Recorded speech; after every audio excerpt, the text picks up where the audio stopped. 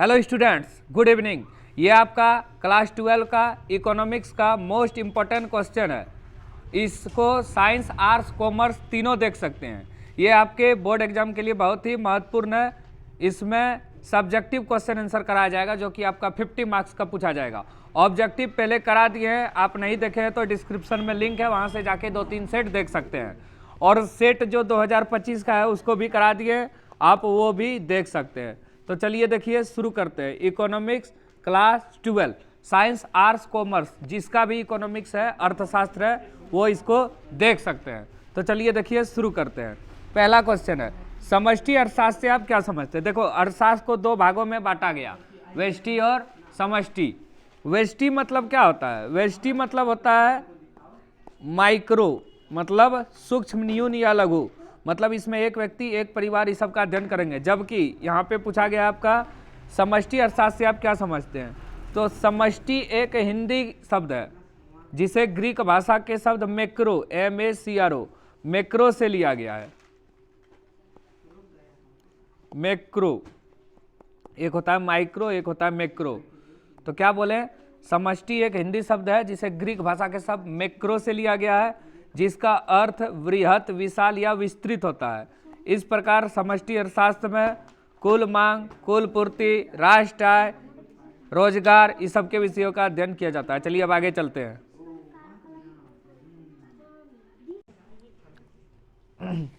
मध्यवर्ती वस्तु क्या है? यह उत्पादक द्वारा कच्चे माल के रूप में प्रयोग की जाती है, उसी को बोलते हैं मध्यवर्ती वस्तु। मतलब यहाँ दुकानदार कोई वस्तु लाया बेचने के लिए, उसको भी बोलते हैं मध्यवर्ती वस्तु। जैसे ब्रेड, मतलब ब्रेड का प्रयोग हम लोग करते हैं बनाने में गेहूं का, तो गेहूं हो गया मध्यवर्ती वस्तु। या दुकानदार जो सामान लाता है उसको मध्यवर्ती वस्तु बोला जाता है। चलिए अब आगे, मतलब मध्यवर्ती वस्तु क्या है? गेहूं है ब्रेड बनाने के लिए, रोटी बनाने के लिए, बिस्किट बनाने के लिए। औसत उत्पादन क्या है? जैसे 6 मजदूर 30 कुंटल गेहूं का उत्पादन करता है, तो एक मजदूर 30/6 मतलब 5 कुंटल गेहूं का उत्पादन करेगा। इसका मतलब क्या हुआ? परिवर्तनशील साधन के प्रति इकाई उत्पादन को औसत उत्पादन कहते हैं। मतलब एवरेज प्रोडक्ट बराबर टोटल प्रोडक्ट बटे लेबर, कुल उत्पादन बटे उसमें लगाए गए साधन। चलिए अब आगे, बाजार से आप क्या समझते हैं? तो वैसा स्थान जहां पे वस्तु और सेवाओं को खरीद या बिक्री की जाती है उसको बाजार बोलते हैं। या ऐसा स्थान जहां पे क्रेता और विक्रेता वस्तुओं का क्रय और विक्रय खरीदने के लिए इकट्ठा होते हैं, उसको बोलते हैं बाजार। बाजार बहुत प्रकार का होता है। क्रेता वहां पे क्या करता है? वस्तु को खरीदता है और विक्रेता वस्तु को बेचता है, तो उसको बोलते हैं बाजार। ऐसे स्थान जहाँ पे क्रेता और विक्रेता अपने वस्तुओं का क्रय और विक्रय करने के लिए इकट्ठा होता है उसको बोलते हैं बाजार। बाजार बहुत प्रकार का आता है, एकाधिकार बाजार, अल्पाधिकार बाजार, पूर्ण प्रतियोगिता का बाजार, जैसे हटिया। चलिए अब आगे, मुद्रा की परिभाषा दें। मुद्रा क्या है? मुद्रा वह है जो मुद्रा का कार्य करे या मुद्रा विनिमय का माध्यम है। एक वस्तु जो विनिमय के माध्यम के रूप में समान रूप से स्वीकार की जाती है उसे बोलते हैं मुद्रा। मुद्रा का कार्य अगर पूछे तो विनिमय का माध्यम है, मूल्य का मापक है। राजस्व प्राप्ति से आप क्या समझते हैं? मतलब ये टैक्स होता है एक प्रकार का। राजस्व प्राप्ति वह प्राप्ति है जिसे ना तो कोई देयता उत्पन्न होता है और ना ही परिसंपत्ति में कमी आती है, जैसे टैक्स, शुल्क आदि सब है राजस्व प्राप्ति। आयात प्रतिस्थापन किसे कहते हैं? जैसे देखिए, जैसे कोरोना वायरस में हम लोग वैक्सीन मंगा रहे थे, लेकिन घरेलू कंपनी ही वैक्सीन का उत्पादन करने लगा, तो इसी को बोलते हैं आयात प्रतिस्थापन। आयात प्रतिस्थापन वह नीति है जिसमें किसी वस्तु के आयात करने के बदले घरेलू उत्पादक द्वारा ही उसकी पूर्ति की जाए। जैसे बोलते हैं ना, मेक इन इंडिया, भारत का जो उद्योग है उसको प्रोत्साहन दो। मतलब विदेश से जो चीज़ आ रहा था पहले, उसको भारत का फैक्ट्री ही अपने देश में बनाने लगा, इसी को बोलते हैं आयात प्रतिस्थापन। मांग के नियम से आप क्या समझते हैं? तो अन्य बातों के समान रहने पर यदि किसी वस्तु की कीमत में कमी होती है तो उसकी मांग में वृद्धि होती है, एवं कीमत में वृद्धि होने पर मांग में कमी आती है। अर्थात कीमत तथा मांग में विपरीत संबंध होता है। मतलब कीमत बढ़ेगी तो मांग घटेगी और कीमत घटेगी तो मांग बढ़ेगी। मतलब अधिक कीमत पर मांग कम और कम कीमत पर मांग अधिक होती है। डिमांड जो है फैक्टर करता है प्राइस पे। चलिए अब आगे देखो, यहाँ लिख दिए हैं, जहाँ डी वस्तु की मांग डिमांड, एफ फलन फैक्टर, पी वस्तु कीमत प्राइस। मांग के नियम की मान्यता, मांग का नियम में मान्यता क्या क्या है? उपभोक्ता की आय में परिवर्तन ना हो, अन्य बातें के समान रहना, मतलब उपभोक्ता की आय में परिवर्तन ना हो, वस्तु की कीमत में परिवर्तन ना हो, उपभोक्ता की रुचि में परिवर्तन ना हो, सरकार की रीति में परिवर्तन ना हो, इसी से मांग का नियम लागू होता है। चलिए अब आगे देखिए, अल्पकालीन उत्पादन फलन और दीर्घकालीन उत्पादन फलन है क्या? अल्पकालीन उत्पादन फलन मतलब होता है कम समय अवधि, जबकि दीर्घकालीन उत्पादन फलन मतलब होता है ज़्यादा समय अवधि। अल्पकालीन उत्पादन फलन और दीर्घकालीन उत्पादन फलन में निम्नलिखित अंतर है। पहला, समय अवधि। अल्पकालीन उत्पादन फलन की एक छोटी अवधि से संबंधित है, जबकि दीर्घकालीन उत्पादन फलन एक लंबी समय अवधि से संबंधित है। परिवर्तनशील साधन की संख्या। अल्पकालीन उत्पादन फलन में केवल एक साधन परिवर्तित होता है, जैसे परिवर्तनशील साधन, तथा अन्य स्थिर होता है, जबकि दीर्घकालीन उत्पादन फलन में उत्पादन के सभी साधन परिवर्तित होते हैं। इसका मतलब क्या हुआ? अल्पकालीन उत्पादन फलन में हम लोग सिर्फ परिवर्तनशील साधन को बदल सकते हैं, जबकि दीर्घकाल में समय अवधि लंबी होती है तो हम लोग परिवर्तनशील साधन के साथ साथ स्थिर साधन को भी बदल सकते हैं। उत्पादन का पैमाना। अल्पकालीन उत्पादन फलन में उत्पादन के पैमाने में कोई परिवर्तन नहीं होता, जबकि दीर्घकालीन उत्पादन फलन में पैमाने में परिवर्तन होता है। अल्पकालीन उत्पादन फलन में सिर्फ हम लोग जो है परिवर्तनशील साधन, मतलब जो चल है, जैसे कच्चे माल का मूल्य, मजदूरी, श्रम, ये सब बदल सकते हैं, जबकि दीर्घकालीन में अचल को भी बदल सकते हैं, जैसे भूमि का किराया, मशीन, ये सबको। चलिए अब आगे चलते हैं। 10 नंबर क्वेश्चन, पूर्ण प्रतियोगिता बाजार की 3 विशेषताओं को बताइए। पूर्ण प्रतियोगिता बाजार मतलब होता है हटिया। वहाँ पे क्या होता है? वस्तु को खरीदने वाला बहुत अधिक, बेचने वाला बहुत अधिक, एक समान कीमत होता है, एक समान वस्तु होता है, कीमत का निर्धारण मांग और पूर्ति वक्र के द्वारा होता है। तो चलिए देखिए, शुरू करते हैं। क्रेता और विक्रेताओं की अधिक संख्या। पूर्ण प्रतियोगिता बाजार में क्रेता और विक्रेताओं की संख्या बहुत अधिक होती है, जिस कारण कोई भी क्रेता या विक्रेता मूल्य को प्रभावित नहीं कर सकता। वस्तुओं की समरूप इकाई। विक्रेताओं द्वारा बाजार में बेचे जाने वाली सभी वस्तु एक समान होती है। फर्म का स्वतंत्र प्रवेश एवं बहिर्गमन। पूर्ण प्रतियोगिता बाजार में कोई भी नए फर्म उद्योग में प्रवेश कर सकता है तथा पुरानी फर्म उद्योग से बाहर जा सकता है। चलिए अब आगे ध्यान दो, इधर देखो। सकल घरेलू उत्पाद जीडीपी और सकल राष्ट्र उत्पाद जीएनपी में क्या अंतर है? Gross domestic product, gross national product. ध्यान दो, ऐसा परीक्षा में आएगा। चलिए देखिए, दिल्ली गया परदेसी। सकल घरेलू उत्पाद और सकल राष्ट्र उत्पाद में क्या अंतर है? चलिए देखिए, यहाँ एक लेखा वर्ष में देश की घरेलू सीमा के अंदर उत्पादित सभी वस्तु और सेवाओं के मौद्रिक मूल्य को सकल घरेलू उत्पाद कहते हैं, माने अंतिम वस्तु है। सकल राष्ट्र उत्पाद देश में सामान्य निवासियों द्वारा उत्पादित सभी वस्तु तथा सेवाओं का मूल्य होता है। जीडीपी बराबर जीएनपी माइनस विदेशों से प्राप्त है, शुद्ध प्राप्त है, और जीएनपी बराबर जीडीपी प्लस विदेशों से प्राप्त शुद्ध है। मतलब इसमें राष्ट्र आय जैसे होता है, जीडीपी के साथ विदेशों से प्राप्त आय जोड़ा जाता है, वो होगा। और जीडीपी में क्या करते हैं? ये जीएनपी में विदेशों से प्राप्त आय को घटा देंगे, जीडीपी प्राप्त होगा। यह संकीर्ण अवस्था, यह विस्तृत अवस्था है, यह छोटा रूप, यह बड़ा रूप। याद रख सकते हैं, ये बहुत इंपॉर्टेंट है, एग्जाम में आ सकता है। चलिए क्वेश्चन नंबर 12 की तरफ। मुद्रा विनिमय का माध्यम है, स्पष्ट कीजिए। तो देखिए, पहले वस्तु विनिमय प्रणाली था, उसमें एक वस्तु के बदले दूसरे वस्तु का लेन देन किया जाता था। उसमें बहुत सारा कठिनाई होता था, विभाजन की कठिनाई, और सामान को बांट नहीं सकते, ज़्यादा दूर तक नहीं ले जा सकते, लंबे समय तक नहीं रख सकते। लेकिन मुद्रा द्वारा क्या हुआ? मुद्रा के माध्यम से एक वस्तु का दूसरे वस्तु में सरलतापूर्वक विनिमय किया जा सकता है। वस्तु विनिमय प्रणाली में आवश्यकता के दोहरे संयोग का अभाव पाया जाता था। आवश्यकता के दोहरे संयोग का अभाव मतलब क्या हुआ? जैसे हमको गाय बेच के जूता लेना है तो हमको देखना पड़ता था कौन ऐसा व्यक्ति है जो मेरा गाय लेके हमको जूता दे। लेकिन मुद्रा जब से आ गया तो हम लोग अपना गाय कहीं भी बेच सकते हैं और जूता कहीं भी खरीद सकते हैं। तो मुद्रा ने इस कठिनाई को दूर किया। आज किसी भी वस्तु को बेचकर मुद्रा प्राप्त की जा सकती है तथा आवश्यकता अनुसार वस्तु को खरीद सकते हैं। इस प्रकार मुद्रा विनिमय के माध्यम का कार्य करती है। मुद्रा का सबसे पहला काम है विनिमय का माध्यम। चलिए अब आगे चलते हैं। प्रभावी मांग का क्या समझते हैं, या प्रभावी मांग से आपका क्या तात्पर्य है?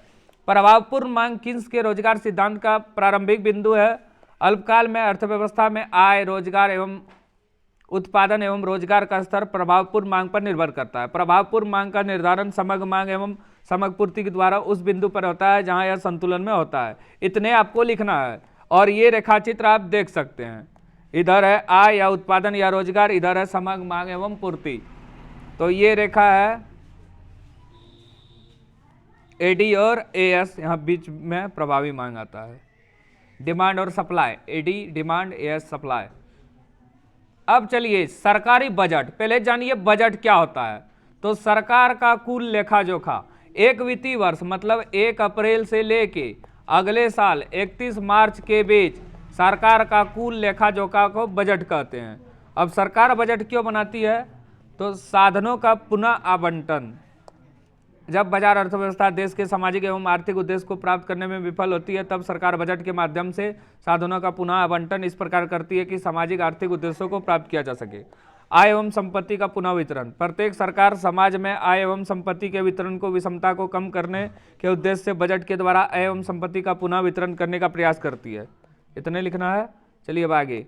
आर्थिक स्थायित्व, आर्थिक उथल पुथल से आर्थिक विकास पर बहुत बुरा प्रभाव पड़ता है, अतः सरकार बजट के माध्यम से अधिक स्थायित्व लाने का प्रयास करता है, रोजगार के अवसर को सृजित करता है। सार्वजनिक उपक्रम का प्रबंधन, सरकार सार्वजनिक हित एवं सामाजिक कल्याण को बढ़ाने के लिए कई उद्योगों की स्थापना करता है तथा उसका प्रबंधन एवं नियंत्रण भी करता है। इतने लिखना है। हो गया।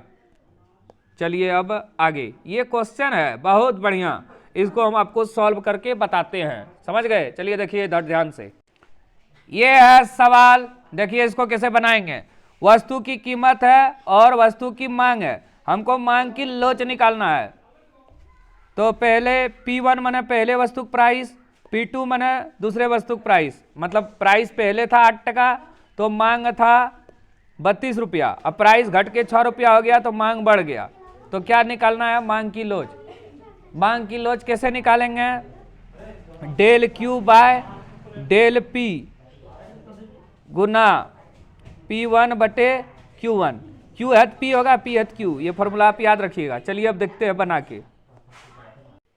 डेल Q क्या होगा? 42 माइनस 32। डेल P क्या होगा? 6 माइनस 8।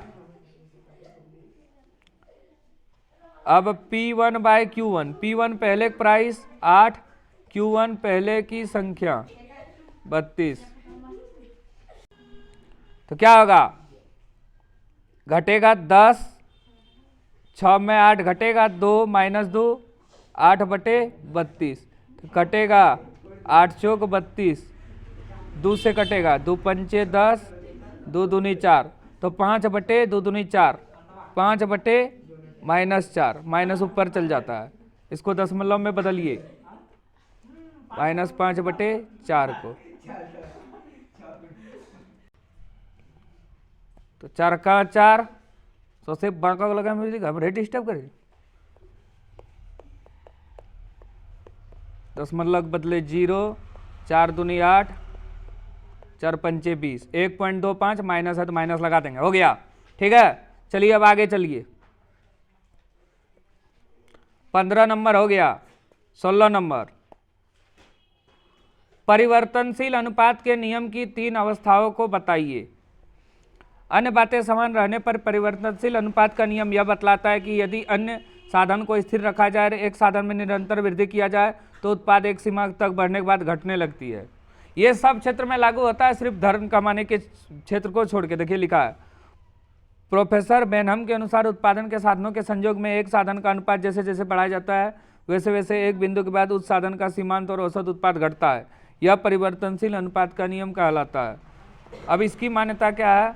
उत्पत्ति के अन्य साधन स्थिर तथा परिवर्तनशील साधन है। स्थिर साधन अविभाज्य होते हैं, परिवर्तनशील साधनों की समस्त इकाई समरूप होती है, तकनीकी स्तर में कोई परिवर्तन नहीं होता। परिवर्तनशील अनुपात के नियम की 3 अवस्थाएं होती है, देखिए यहाँ दिया है, प्रथम, दूसरा, तीसरा।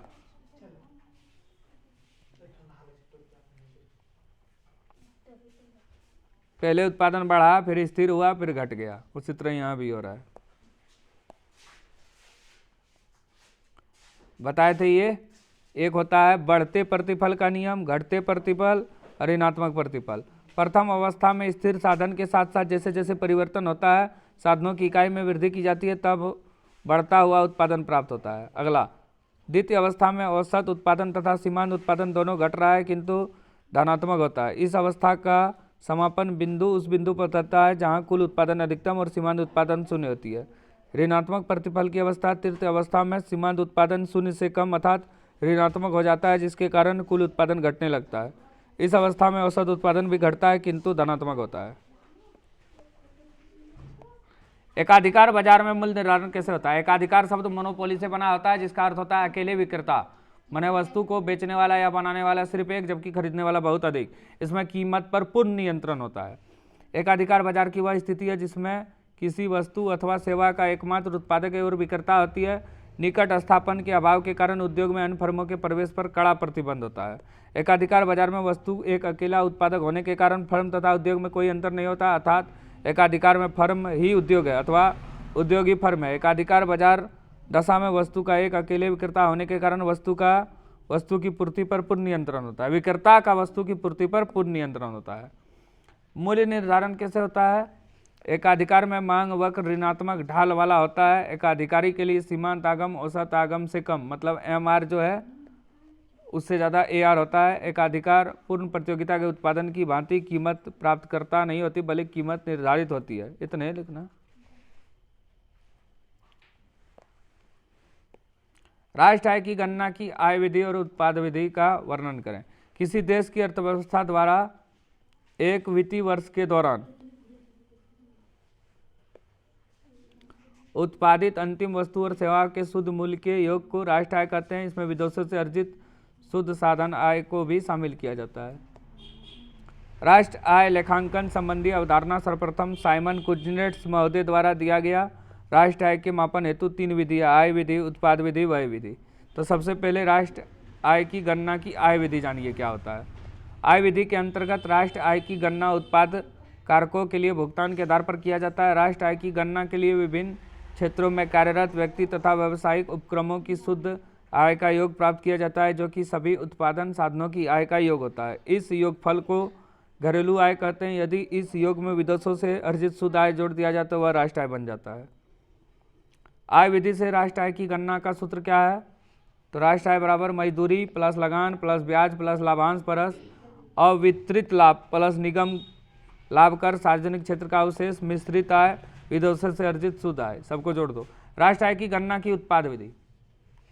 इस विधि को वस्तु सेवा विधि भी कहते हैं। इसके अंतर्गत यह गणना किया जाता है कि अंतिम उत्पाद में प्रत्येक उद्योग से अलग अलग क्या उत्पाद योगदान किया जाए। इस विधि के अंतर्गत किसी देश में एक वित्तीय वर्ष में उत्पादित अंतिम वस्तु एवं सेवाओं का मूल्य बाजार मूल्य पर ज्ञात किया जाता है। इस प्रकार उत्पादन विधि के अंतर्गत राष्ट्र आय की गणना किसी देश में एक वर्ष में उत्पादित अंतिम वस्तु और सेवाओं का मूल्य बाजार मूल्य पर किया जाता है। चलिए अब आगे चलते हैं। इस विधि से राष्ट्र आय की गणना का सूत्र निम्न है। राष्ट्र आय बराबर बाजार कीमत पर प्राथमिक क्षेत्र प्लस द्वितीयक क्षेत्र प्लस तृतीयक क्षेत्र द्वारा मूल्य वृद्धि प्लस विदेशों से प्राप्त शुद्ध साधन आय माइनस घिसावट व्यय माइनस शुद्ध अप्रत्यक्ष कर। संतुलित बजट, आर्थिक बजट तथा घाटे के बजट। Last question.